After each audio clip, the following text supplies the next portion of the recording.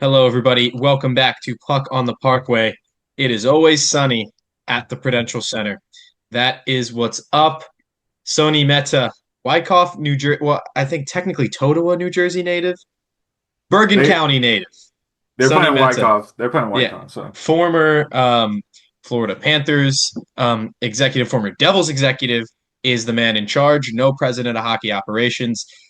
Sonny is the man in charge of the Devils' future for the foreseeable future. The new GM has been announced and has been introduced with his opening press conference this week.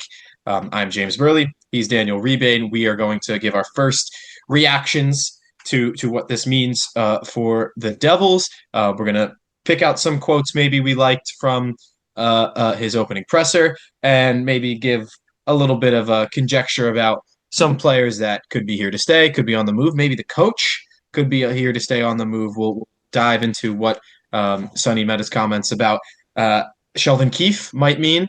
But overall, we're just here to have our final say on the season and yeah, just have fun doing it. So Dan, I know you've been watching some of the playoffs. You know I don't like to once the Devils are out. But let's have fun today. How are you doing, Dan? I'm doing great. Obviously, both of us are coming off a good night at Sports Illustrated Stadium Late night. where defense was very optional. So yeah, get back to the Devils just for a bit. One more time, maybe two more times this season before we kind of flip over to the next calendar year for the hockey when July 1st comes around or when the draft comes around for the most part. So yeah, Sonny Mehta. I think we kind of knew this was coming, but it's now official and Sonny's back home. Sonny is back home.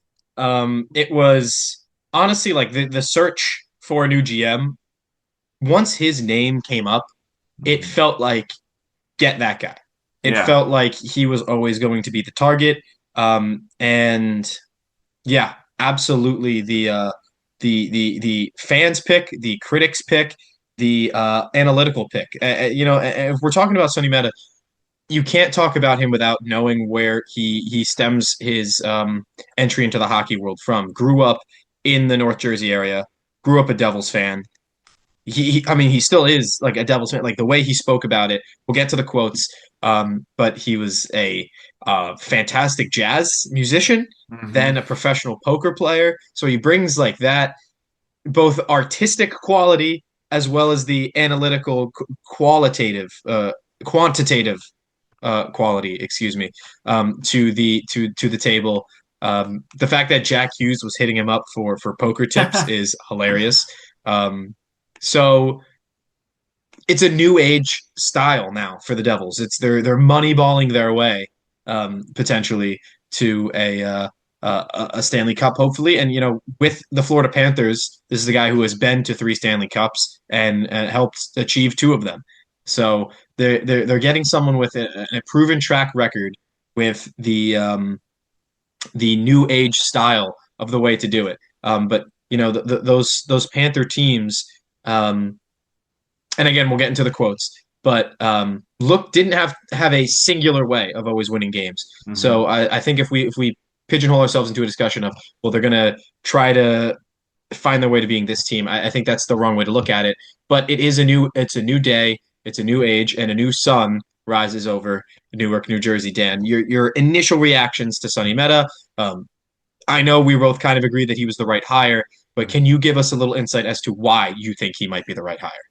Yeah, I mean, coming into this whole search, I just didn't know many of the names that were out there, right? Obviously, we know Jamie Langerbrunner, he's a former player, right? And I know who he is as a person just because he was a former player on the Devils. But the names popped up and you see Sonny Mehta, and obviously that was the hot name out there. I didn't really know much about him because I'm not really paying attention of names around there. But when you kind of dig into his history and how he kind of got into hockey and how he got into the, you know, executive role that he kind of first developed with the Devils, building the analytical department back under Lou Yep. Lamoriello, I think, you know, you see that, you know.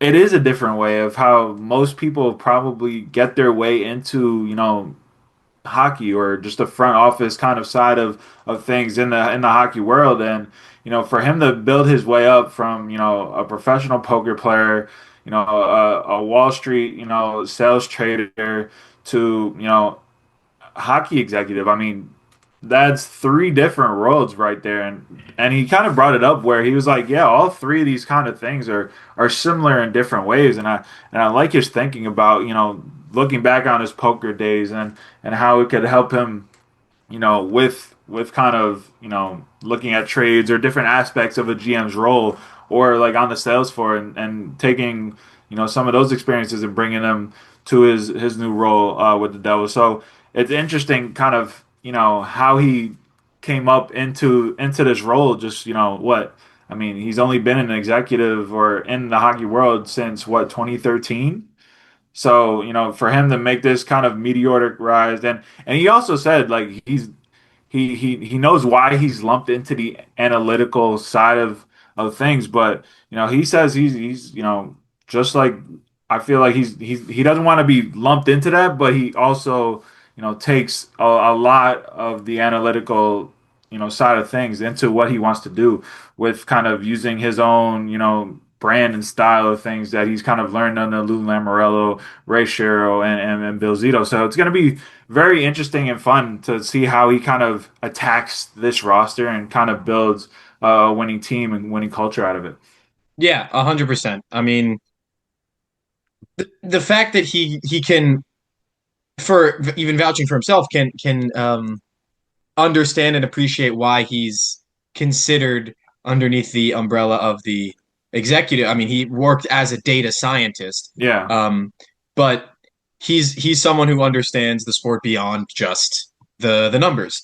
Yep. Given that he still And I think that's a big understands. thing, right? Yeah, it's a huge thing because if he didn't have both of those, then that opens the door. Well, okay, well then you bring in a president of hockey operations like Yep. Brendan Shanahan, which was I think the yeah, Langenbrunner was a name that was mentioned, but I think Shanahan was maybe the leader Yeah. for the POHO position. Technically, you mentioned the draft. Just wanna don't want to get too far off topic here. The Devils are likely to get the 12th pick, most Yep. likely. Can't win the In the first. lottery. Can't win first Okay, yeah, overall. they are the first team that is ineligible of getting the first pick. It could go as far back as 11th. The Blues have a 3% chance of going all the way up to the first. That would be wild. Um, Crossing our fingers that the team that has the third highest odds does not get another first overall pick, as they have done in recent years. But maybe they'll flub that again. But who knows? I'm not going to mention names there. You guys know who I'm talking about. Um, but the reason why I bring that up is because we're going to learn a lot more about this team when the lottery is picked on May 5th, and what the Hmm. direction they're going to take with the draft. The draft itself, I believe, is on June 26th, following the conclusion of the NHL playoffs. Yep. Something in the Um, range. yeah, 26th or 27th. I think it might even be both of those days. So that's the eyes are on. That is when we're going to start to learn a lot more about this team in terms of the personnel. We'll get to what we think is going to happen.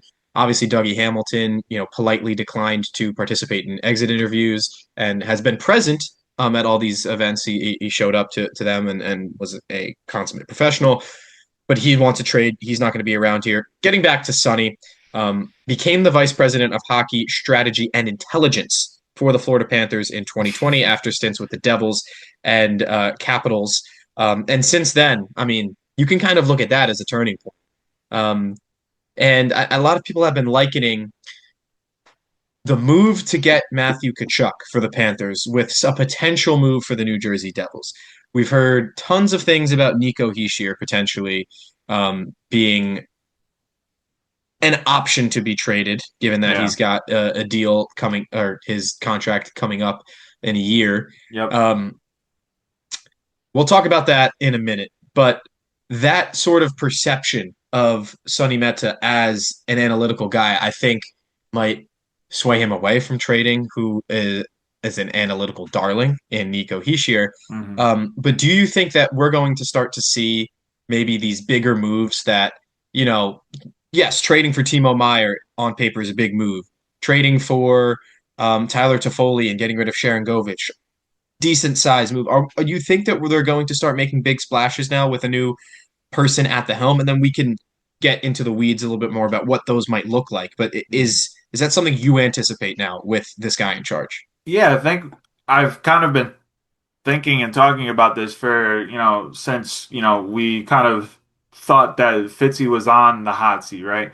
And I thought it would be Fitzy that would make a move before he got fired, but he just never was able to pull the trigger, whether, he didn't find a trade, whether, we found out that trades were blocked at the deadline. For whatever reason, right? He wasn't able to make that big trade that he was looking for, which you usually see out of a GM kind of on his last leg in a job, right?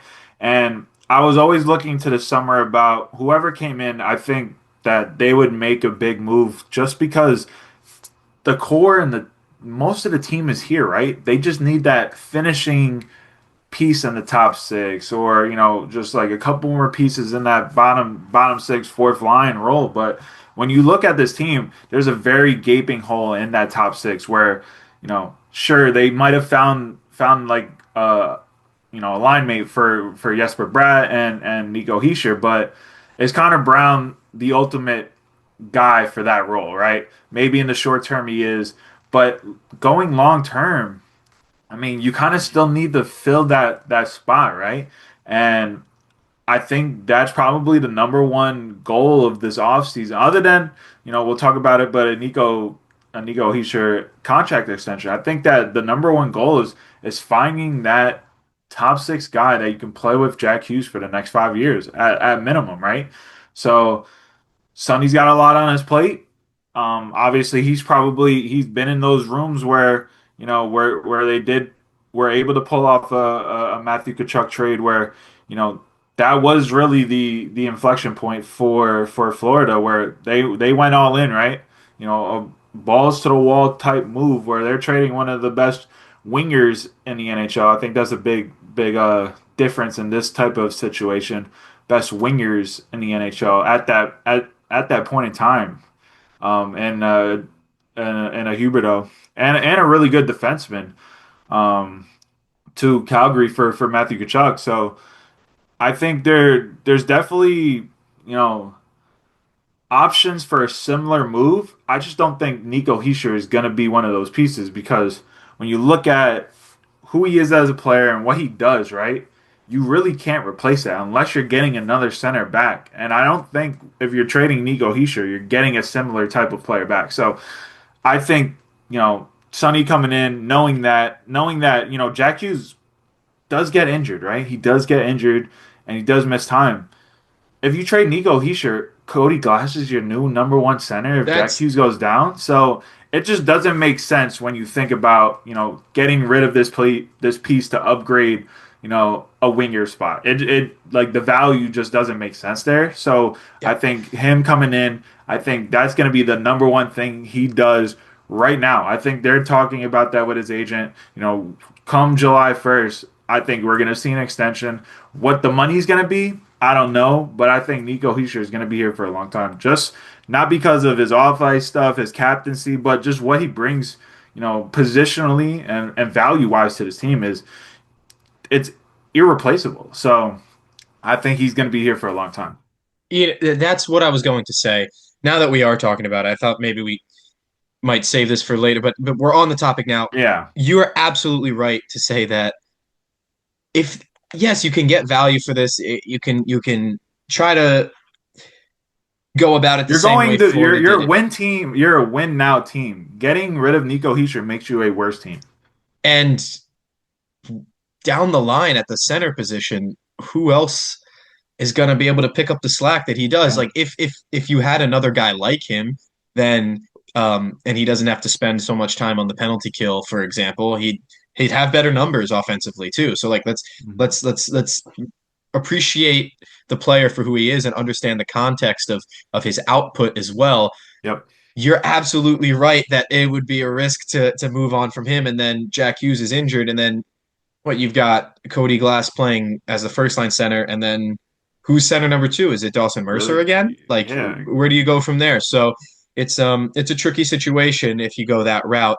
And personally, the emotional fan in me,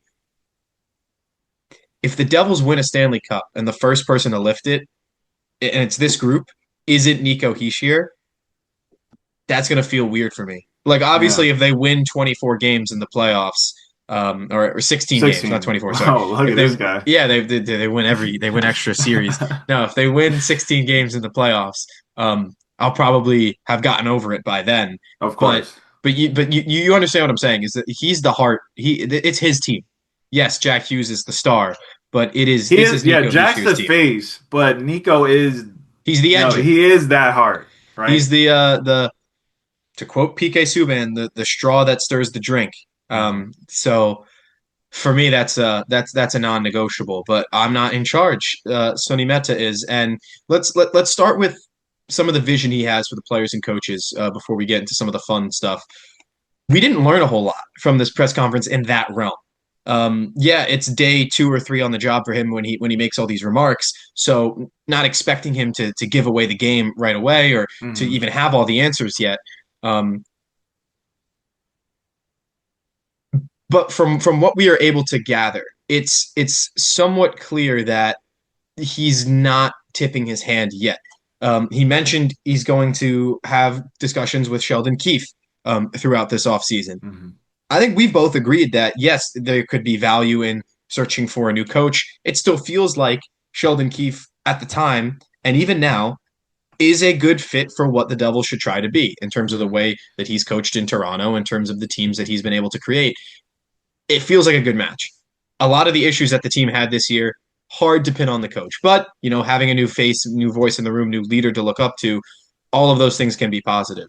Hmm. So I think Sonny Mehta is going to obviously weigh all these things and come to a decision. But right now, we don't know if they're going to explore a new coach. What is your gut telling you? Because we don't have any indication so far yet from Mehta that they're going to go in a different direction in terms of the coach. They had a long term coach Hmm. in Florida for sure in Maurice. So what do you think about Keefe's future? Yeah, I think, if a new guy coming in, it's going to be up to him and Keith to kind of go through those motions. But again, I think from like Sonny's perspective, right? I think he's going to get a lot of positive feedback about Keith as a coach and kind of that future that Keith's kind of laying out, right? And from his point of view, if he sees a better guy out there, by all means, you can go out there and go get that guy, right? But from what I've seen and the guys available right now, just fitting this specific team and what they want to do with the pieces they have, right? I think you can't just bring one specific coach in that coaches one way and bring him in and don't fit him in with the pieces that kind of work for him, right? And I just don't see that guy that I feel like you can bring in right now instead of Sheldon Keefe that fits with these type of players and what they want to do and make them better players. So, obviously Bruce Cassidy's out there, and Yep. other names like Laviolette, Tortorella could be out there as well if Vegas doesn't bring him back after postseason. But I just feel like those three names specifically that I brought up, I just feel like they don't fit what the players' abilities want to do, and I just don't see how those specific guys can elevate their game to another level, right? So unless someone comes out of nowhere, gets fired or isn't brought back, or a name we're not even thinking about is available out there, I think they just stick with Sheldon Keefe at the moment. Yeah. I think Bruce Cassidy is maybe the sexiest name. Um, Peter DeBoer, bring him back. What do No, you say? he got a long-term contract with the Islanders. Well, I mean, Lou Lamoriello loves his guys. I was just saying that's one that I want to reunite because I don't know. I Well, was again, he was my favorite Devils coach he would personally. have been a name out there that would have Yeah. been like, yeah, go get him for Sheldon Keefe. But he's got 3 more years after this year with the Islanders. He got Yeah. that long-term contract with him. So Which is crazy how many coaches were fired in the lead up to the playoffs and replaced. Weird year for that. Gerard, trying to be just like the Devils. So yeah, exactly. Gerard Gallant, Todd McClellan, um, too many recycled names out there. Jay Like, Woodcroft, maybe. Like I don't know any of these coaches if they really fit. DeBoer for me is like also like I always read him as like a coach for a team that is about to be going to a rebuild. So I just said that name to be fun, I but will say, if they're able to convince like David Carl from Denver to come to the NHL, you know, they give him the money that he wants. You know, they show him the project. He likes the project. He likes the players already there, right? I think he's the type of coach that you would fire Sheldon Keefe after, just because he's just a winner, and I like what he's done with that Denver program. And I think him coming in here, you know, a young guy like himself, a former player who was a great player, but he had to stop his career stop because of a heart defect. I think he's got what it takes to be a really really good NHL coach. It's just about, is he willing to come to the NHL? Because I know he's got a young family, and he's been reluctant to make that jump because he's got that kind of security in Denver. He could really do what he wants there, and he's already declined a 25 million offer from Chicago last year. But again, crazy. that's Chicago, right? They're nowhere near winning, and if everything remains the same after 2 years, he could be fired, right? So like, there's really no security with a team like Chicago, in my opinion. So maybe if the Devils went out there, kind of laid out their plan, you know, they're ready to win right now. Like, your David Carl could be in a position where he's coaching the Devils for a decade plus, right? If he's here for Jack Hughes' career, Nico Hischier's career, or Jesper Bratt, like, they're gonna be good for the rest of their careers in our minds, hopefully, right? So that would be a guy I would definitely look at. But anybody else really on the market they're just recycled coaches, and I It's just tough. don't see fits for them with the specific makeup of the roster and how they play the specific game, right? It's tough to say. Um, here's a quote that I think also speaks to potentially keeping Sheldon Keefe around. When asked about what the Devils are going to look like, Mehta said, quote, identity in terms of a style of play, that is something that, frankly, I haven't put a ton of thought into. Like I said, not a whole lot for us to gather in terms of the specifics. It's something I'll talk with Sheldon Keefe about in the upcoming offseason here. That gives at least the impression that Keefe is going to have a say or have Hmm. a chance to keep his job at the very least through this evaluation period into the off season and perhaps for into 2026-27. And furthermore, about what this team is going to look like, and we can talk a little bit more deeply about this one. He said, quote, for me personally, I don't really necessarily gravitate towards thinking that you have to play a certain style to win. Obviously, we, meaning Florida, played a somewhat idiosyncratic style with the Panthers, but I mean, the Lightning played a considerably different style than we did, Hmm. and they won 2 cups. And so I think we have to play to whatever it is our identity is and not do it the other way where we put the cart before the horse. This is what I love to hear. This is something that I think is absolutely the right answer. There's no way that he could have possibly given a in-depth answer at this point to say like, oh, we're going to do a lot of dump and chase. Like, no, he's not going to say that. What he might have been able to say is what Tom Fitzgerald had been kind of Hmm. hinting at the idea of being a tough team to play against, as opposed to always talking about your style. That's it's a little passive, honestly, to be a tough team to play against. It's kind of where you say, well, that team plays this way, so we're That going just to. means you're a good team, that you're tough to play against, right? Yeah, and it's like you're letting the opponent Hmm. frame the game, dictate the narrative of the game. And again, we're really digging deep into the semantics here, but ultimately, for a while, at least under Lindy Ruff, the Devils' identity was fast transition rush team, right? Hmm. Overload with chances. You're going to outshoot your opponents. You might not always have great shots, but you're going to death by 1,000 cuts. And in the end, that was pretty successful in certain seasons.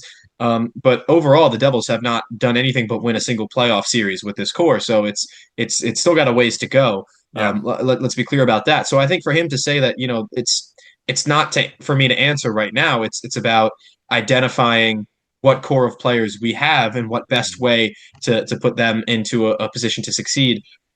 Being difficult to play against, you could say that about any group of players. You don't have to be specific about that. So I think it's absolutely, yeah, we don't learn a whole lot about what it's going to look like necessarily, but I think it's the right approach to have. And to me, it suggests that it's not necessarily going to require massive, massive changes to the core of this team, at least not yet. What are your thoughts about that? Yeah, I think the core, specifically, the main pieces up front, and you add like Luke Hughes and Brett Pesci, I think that's mostly going to stay intact. Like maybe you look at like a guy like Timo Meyer as a guy, maybe you look to maybe like, you know, find a new home for, but I think that would be really difficult to do. And he kind of likes playing with Nico. He's got Siegenthaler. He's got his kind of like his mates around him, right? So I feel like he's going to be a core piece going forward. So you kind of throw him in there, but you look at Jack Hughes, Jesper Bratt, Nico Hischier. Um, I think all those guys are going to be here, and that's the core. You got Luke Hughes and Brett Pesci on the back end. I think everybody else is up for grabs, right? Maybe you throw like a Gritsyuk in there, but I think he's just a really good piece around the core that has been added to this team. Where you're like, yes, that is a piece that we need to keep a hold on. But I think you look at a Dawson Mercer, a Simone Nemec. Obviously, Dougie Hamilton has had his problems with Tom Fitzgerald. I don't know if that carries over to Sonny Mehta. Maybe there's like conversations that can have about him staying, but you can add him up there as trade value. You look You at have to, yeah, like you for look at just yeah. Sorry, go keep no, going. no, you look at Kovacevic. Now you look at Jacob Markstrom, right? I don't know if we'll touch on it, but Connor Hellebuyck's comments out of Winnipeg, they didn't look really softening about his situation out there in Winnipeg. So is goalie something he looks at? I think there's a lot of avenues he can go this offseason where he's got a lot of pieces that he can move off of. It's about, can he find destinations? Can he get guys to wave? And I think a new voice in that GM chair where, obviously you're dealing with Fitz the past 2 years. He's the guy that signed you to that deal and gave you that no trade. If Sonny came to you and said, "Hey, we don't see you a part of this vision," maybe you're more willing to kind of waive that no trade and go somewhere else, right? So it's going to be interesting. I think there's a lot of guys in that boat. I think you added Connor Brown to this roster, and he was a really good fit for this team. You added Cody Glass, who's kind of taken a big step in his career to this team, and Arseniy Gritsyuk. I think he came in his rookie year where he kind of fit into what this team wanted to do. So I think there's a lot of good pieces up front. I think there's just a couple of tweaks to that fourth line, and then that one big piece up front. But I think the biggest changes we're going to see is on that defense. I mean, there's no way you can run it back with all those guys. One, there's too many of them. Specifically, Fitz talked about it. There's seven guys, seven NHL guys, and then you can add Seamus Casey as well to make it eight, where all eight of those guys are pushing for NHL minutes. Like not every single one of them can play every single night. So on that front, things were going to change anyway. But when you have a season like this, kind of the second half of last season as well, defense hasn't really been the best. So I think there's going to be massive changes on the back end. I think Nemec Yeah, is a guy that's probably traded. Hamilton, if they're able to get really good value from him, I think is traded as well. And then I think a guy like Jonathan Kovacevic could be on the move as well. So again, I've been harping on it.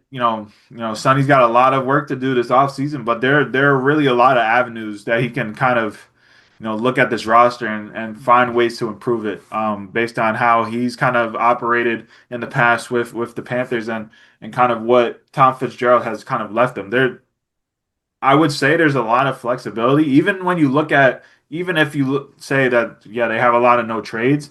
I think a new face coming in, like I said, I feel like him coming in there and saying, you're probably not a part of this vision going forward. I think that gives, the players a new kind of direction to look at. Maybe I should probably waive this time. Like going to Dougie Hamilton and especially in the offseason saying, hey, we're looking to move you. Maybe now he's like, you know what? It is probably time to move on, right?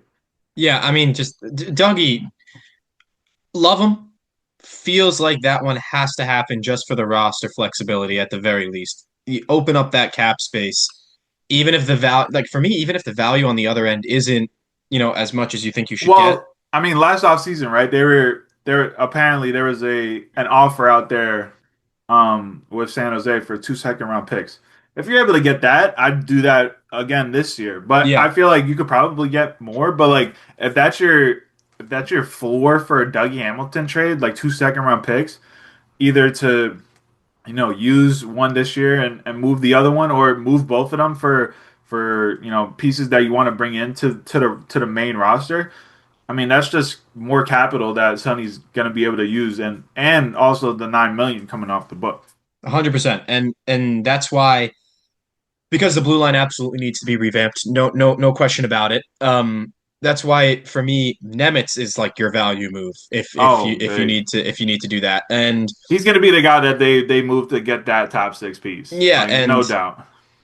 for me, I really liked the way Nemitz's game progressed over the last couple seasons.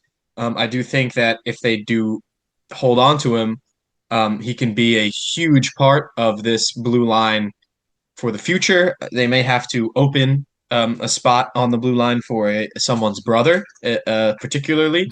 But we'll cross that bridge if and when they Summer get there, 2027. and when the Minnesota Wild are eliminated. Maybe we can talk about that a little bit more.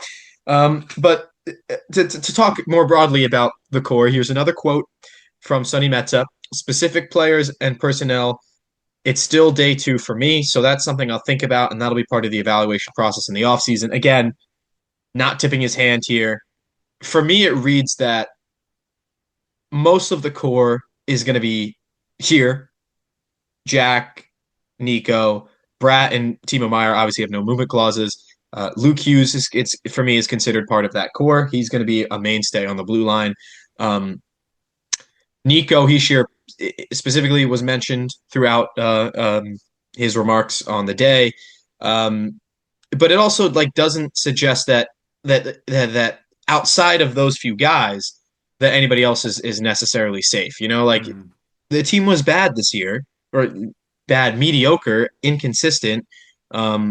Yeah, if they get a handful more games to overtime, maybe they're a playoff team instead of losing Yeah. everything in regulation. But um, still not good enough.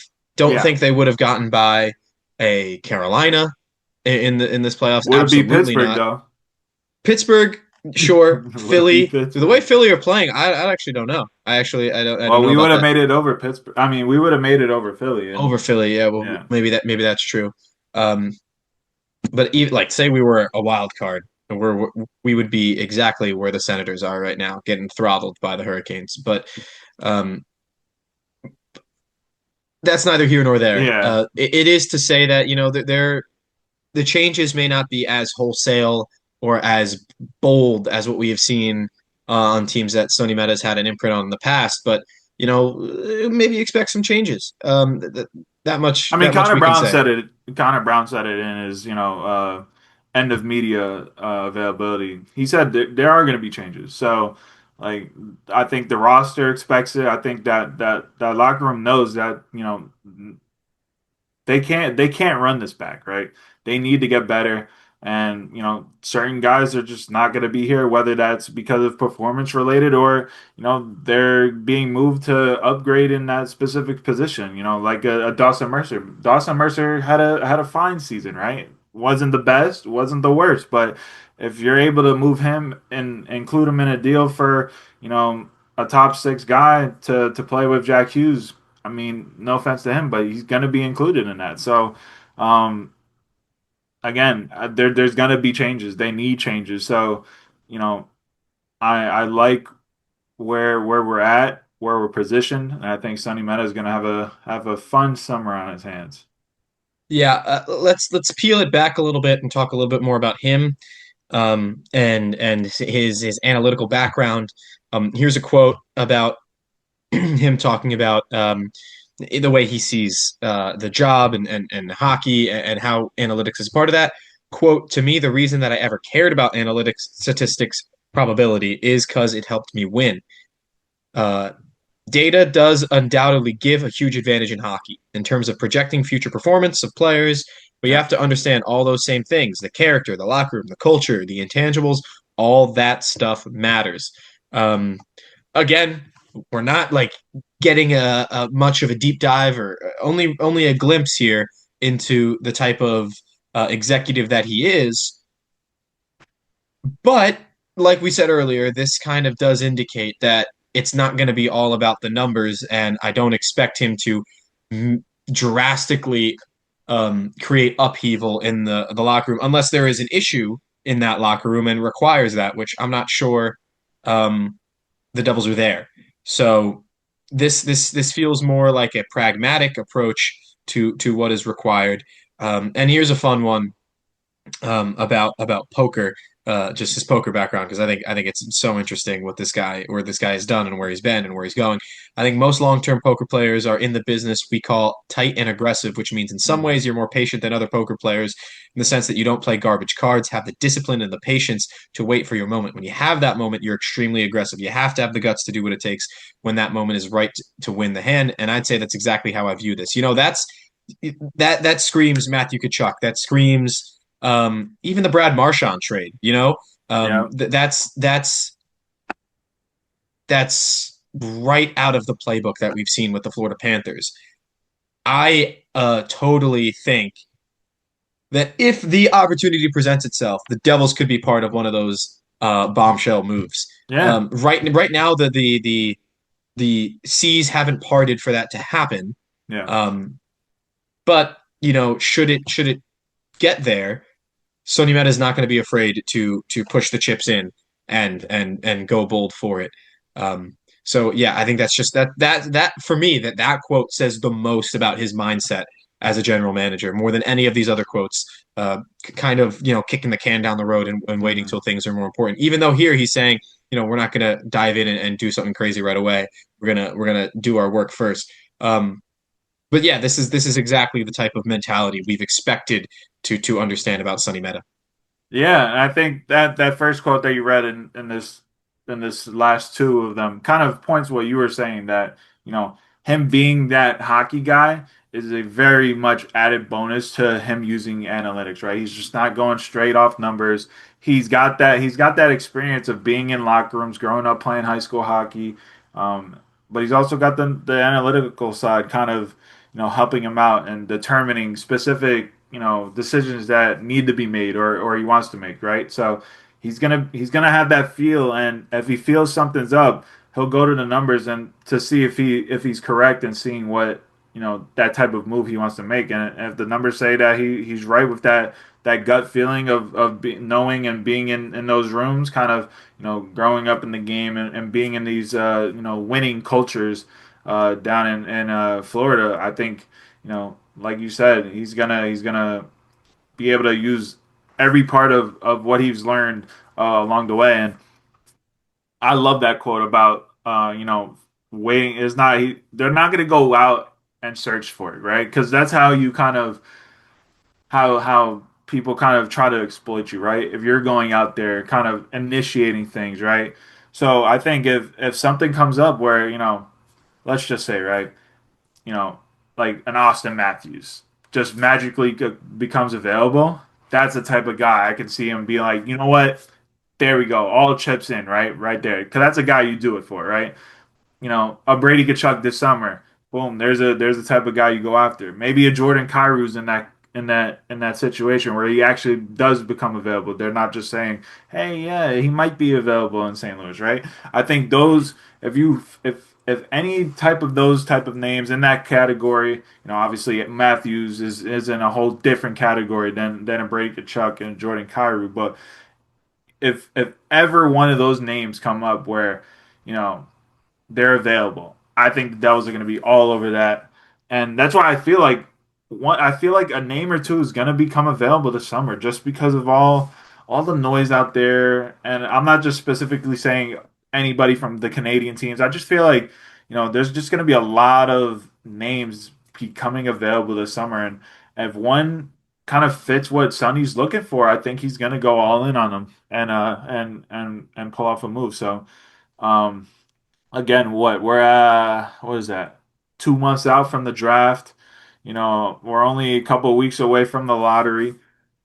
Between the lottery and the draft, I could see, a couple of players becoming available. Maybe even before the playoffs are over, we could see a trade, kind of go down. So, not So just saying for the Devils, but a trade in the league. I think it's going to be a really active, trade summer this year.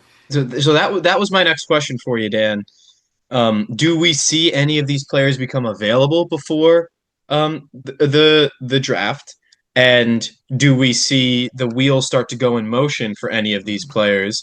And you mentioned Austin Matthews. I think he's there's potential See, for that's a if that's like somewhat realistic. that's the trade where you're like, you know what, we'd include a Nico Hischier, right? Yeah, yeah. Is there another player of that caliber you think maybe potentially could be available? Because for me, I Not can't think of another. not really. Like, Toronto feels like a good potential source for that to happen. Because for me, they were yeah. like the Devils, where they were punched well below But their like weight. way, but like they have like a lot of stuff going on with their locker room, and everything kind of just felt weird in that situation, right? And their star is 2 years away, right? He's not 1 year away. He's 2 years away, where they can kind of still get that big time value, right, for him. And if he comes up with that decision where he's like, yeah, I don't see it here in Toronto, that's a guy. Like, that's the number one guy you're like, yeah, going all in for, right? But, I think I don't think it's going to be Matthews, but I think there's going to be a name out there that becomes available within, GM, the GM tech chat that they have, where, whoa, this guy's available. And then it's going to come out, and I think we're going to be blown away by who it is. It's And so funny if to me that the and GMs text each other.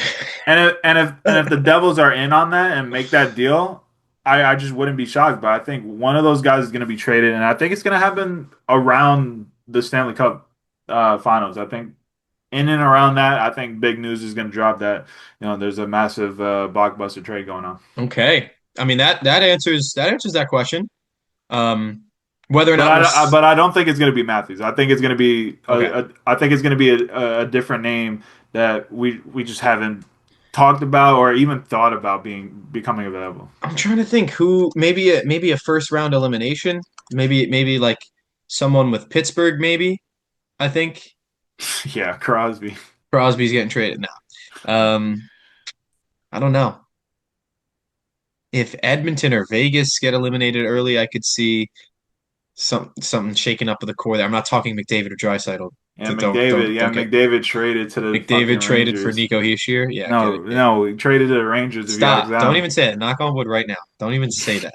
Um, I don't know. I don't know. I really don't have I just any think it's going to be examples. a real fun summer because I think coming into this like down the stretch of the season, I think like Elliot Friedman and a couple of other like insiders were talking about like, yeah, guys are just gonna, like, names are gonna pop up this summer that you just wouldn't have thought of being available, that just become available for whatever reason it is, right? So, and obviously the cap's going up. Like, the next 3 years, the cap is skyrocketing. I think in 3 years it's going to be up near 125 or like in that range. Hmm. So next year is going to be 104 minimum. I think it still can go up slightly a certain percentage, but like 104 minimum next year, like that's what, nine? I think it was 9.5 more than this year. So just like that's just another Dougie Hamilton contract you can add to your team. So it just really is going to be a fun summer, kind of leading up to everything. Perhaps Hellebuck could fall into that category. Yeah, maybe. I mean, did you see his comments? I know he had comments. I have not seen anything specific. I don't know what The the main exact thing that verbiage is. the main thing that popped up to me is like one of the reporters asked about his future, like his near future, I guess, and like he had like a pause for like 8 seconds or whatever, and then gave an answer, and everybody was looking at that like, whoa. And then I think um, someone from Sirius XM that does the main show. I forget what his name is. I think his first name is Dave, but I think he was talking. He put out like a tweet about something like a source told him that like Connor Hellebuck might have played his last game in Winnipeg. And I mean, if he's available, you that's the type of that's another type of goalie. Like in the goalie realm, like that's the guy you go after, right? Like, multiple Vezina winner, gold medalist this year. He proved that he can play in big games. He's a Hart Trophy winner. I mean, the Devils tried to get him before the year before they went after Markstrom. Like, remember that? Like, they were all in on trying to get him, and obviously he signed that 8 times 8.5 million contract before the season started with Winnipeg. So if his name is back out there, I think that's a guy you go after as well. Yeah, 100%. The quote from Hellebuck, well, one of several quotes: "Complacency is not going to get us moving forward, so something's got to happen." Um, Kind of seems like maybe he's looking for a way out. I mean, we can't read too much into that, but yeah, if it raised some red flags with the Winnipeg media, I guess there's smoke, there's fire. Um, Tom Fitzgerald potentially interviewing with the Toronto Maple Leafs for the GM job. With the Maple Leafs. Did you see that? I did not see that. Is that It's new? Saravelli said that he expects that Fitzgerald is expected to interview with Toronto. There are two of the That come out today? finalists. Uh, this came out yesterday. Oh, Two of the finalists that are named are Bruins assistant GM Evan Gold and I saw Rangers those, assistant yeah. GM Ryan Martin. So there is likely a third candidate or potentially more. I think that would include Tom Fitzgerald. Um, Little breaking news. Jordan also Ky with also with the Predators as well. Obviously, yeah. the expectation there. Kyrou underwent a minor knee procedure with Jordan Kyrou of the Blues went under a minor knee procedure and is expected to be ready for training camp. So, maybe that's not a guy you want to trade for after coming off a minor knee procedure. Speaking of a guy with a minor injury, Adam Henrique left game one Oh no. against Anaheim. You know, I think that you can get him on the cheap if you need a bottom six guy. Hey, we low key we the Devils need a fourth line center. We do this So every year. We do this every year with Rico. hey man, like I don't know if Bukestad comes back. I think he could be like a guy that you can go out there and get like a late round draft pick for because it's kind of he's only got 1 year left. Um, sub 2 million. I think you Hmm. go out there and try to flip him for you gave up a fourth. If you can go get like a fifth or something like that, I think you go do that. So hey man, if you want to go out there, Henry actually leaves Edmonton this year and goes to free agency. Bring him back for a cool $1 million plus bonuses. I'd love him as a fourth line center, bringing that veteran leadership. He knows the team. Everybody knows that picture at the Prudential Center of him running over to the glass after he scores against the Rangers. So the fan base still loves him. So we do talk about this every year. But I if talk you're about able, it. if you're able to get him for like on the cheap and he's your fourth line center, I mean. Can't, you could have worse players be your fourth line center, and we've seen that this year. 100%. So I guess we can end the show here talking about the draft. Mhm. I'm not sure if we'll have another episode before the lottery, or if there's any big news between now and the draft. Maybe we will talk again. But as it stands, Devils most likely to get the 12th pick. They Mhm. could move up. They could move down. Yep. Can't get the first pick. According to Tankathon, that pick would leave them with Oscar Hemming at Boston College, the Finnish 6'4" winger who had 8 points in 19 collegiate games this year. Yeah, he got Um, there halfway through the season. yep, yep. Previously played with, I want to say, It was in Finland the somewhere. Finland U18s and Kiko Espu Yeah, it was in some. the Finnish league. He was actually trying to play with Kitchener this year, but since the CHL has a thing where you have to like acquire their Yep. rights, they have that thing with the IIHF We have to acquire, you have to purchase his rights basically. And I guess the Finnish team was like, yeah, no, we're not selling him. So he basically didn't play the first half of the year before going to BC. Um, I looking get at looking at these names, I mean, there's like are in and around there. Like Daxton Rudolph would be an interesting pick in that kind of on the right hand side. Um, if you're able to if you're staying at 12, right, and Vigo Bjork falls to them because of his size, he's the type of guy where he's a winner. I mean, if you've seen this year, he's one of Drew Garden's best players at in his draft year. Um, so especially in the playoffs, and then he got sent down to is it the U20 team? I think it was the U20 team at Drew Garden, and I think in like 10 games he has like 20 points or whatever. yeah, He's like, oh, he took an eighth place like U20 team, and I think they haven't lost. he was over a point per game playing in the U20 Drew Garden teams over the last 2 years. He had in 2024-25 74 points in 42 games at the Yeah. U20, 5 points in 4 games this past year. Put up 15 points with the big boys in the SHL. Not anything to write home about, but um, yeah, he would have to fall a few places, at least based on the projections, to get to 12. And that's like the But only that's knock. assuming the Devils are 12 and assuming that he's going ninth. But he is the only player in the top 20 under 6 foot. Yeah, that's his only knock is that he's a small player. But like, if you watch like his games, his clips that come out of there, I mean, dude's a player, man. Dude's a He player. he wouldn't be the only shorter Swedish forward if he ends up in New Jersey somehow. But I mean, we're really really speculating beyond Yeah. speculating here. We don't know what pick the Devils even have yet at this point. So just a little fun way to end the show. Anything else you want to add, Dan, before we say goodbye? No, I just want to shout out to all the prospects. I believe everybody's season is over. If I have that correct, I believe everybody's year is done. They're done playing. What's it called where is he at? Anton Salav officially eliminated with Torpedo. Uh, they were able to upset the number three team in the playoffs in the first round, beating them in 5 games. But running into the number one overall seed in their conference, I mean, it was always a uphill battle. I think he had a really solid playoff. Didn't score any points out of that outside of those. I believe it was his first 2 games or first 3 games.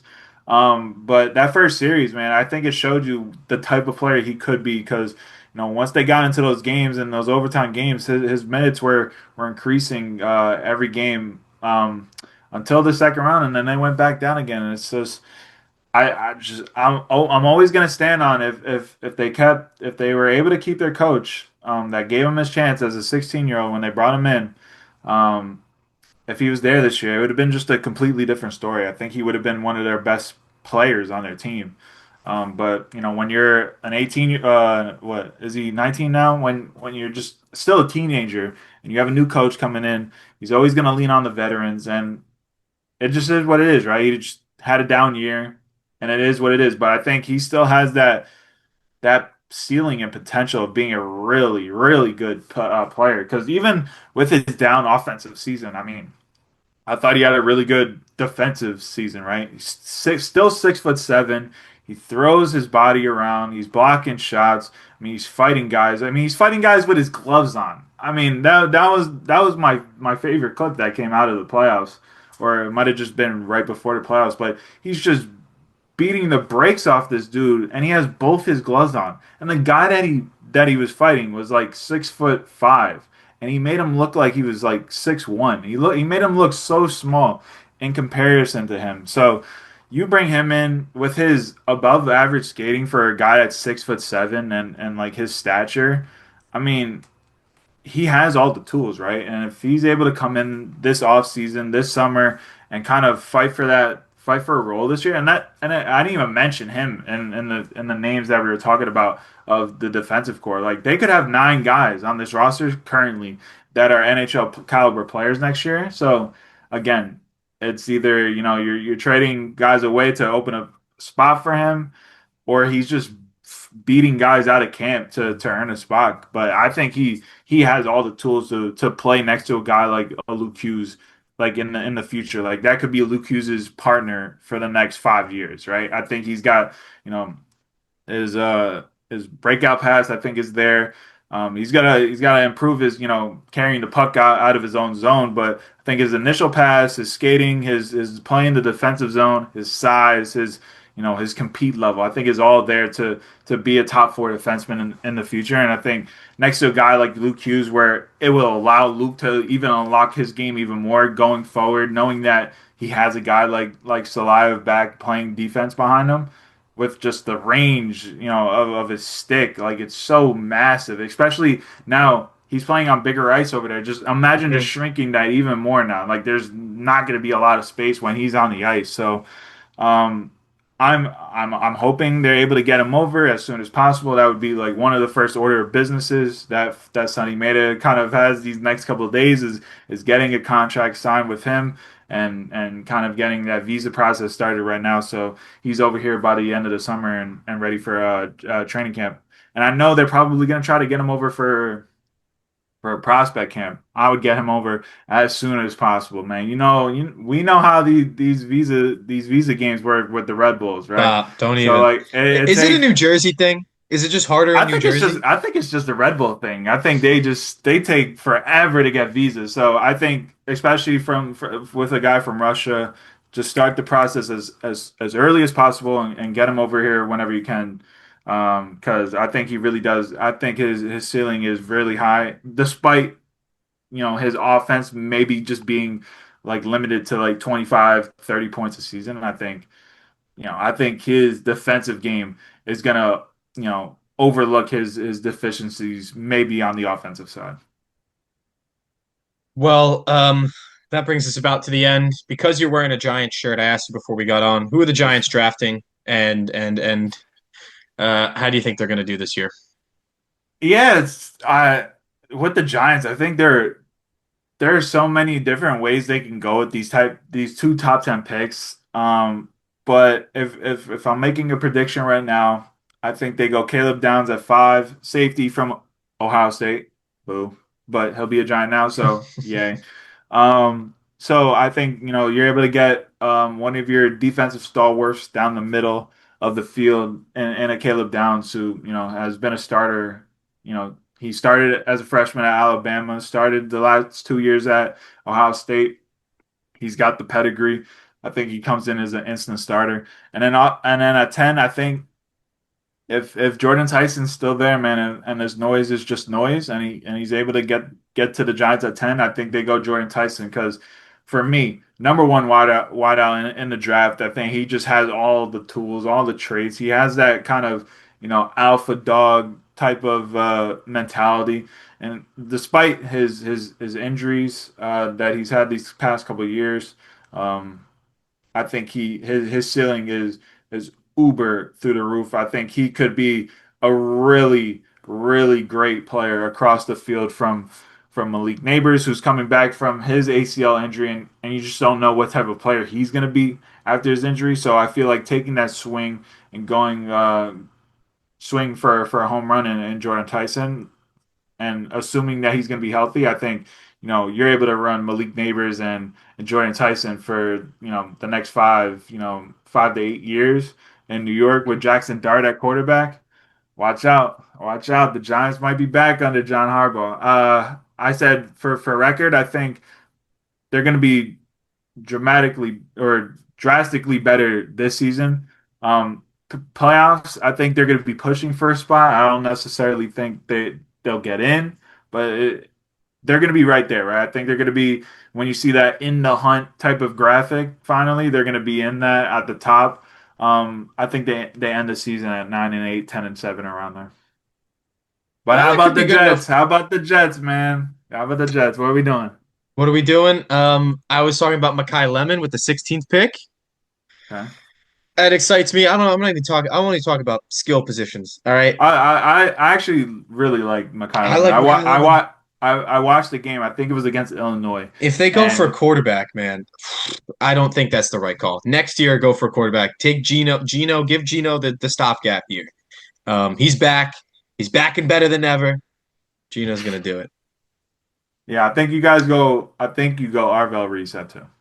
Okay, that's what I've seen Pass that as rusher. well. I've seen that as well in some mocks. I don't know. I don't think they're gonna be better than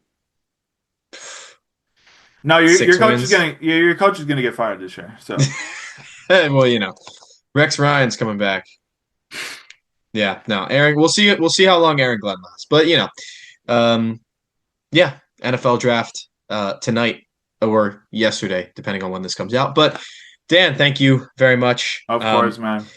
Got through a lot today. We don't know when the next Puck on the Parkway will be, but for now, um, it's always sunny in Newark. Thank you, Dan Yep. Rebane. I've been James Burley. This has been Puck on the Parkway. Thanks everybody for watching. We'll see you guys next time.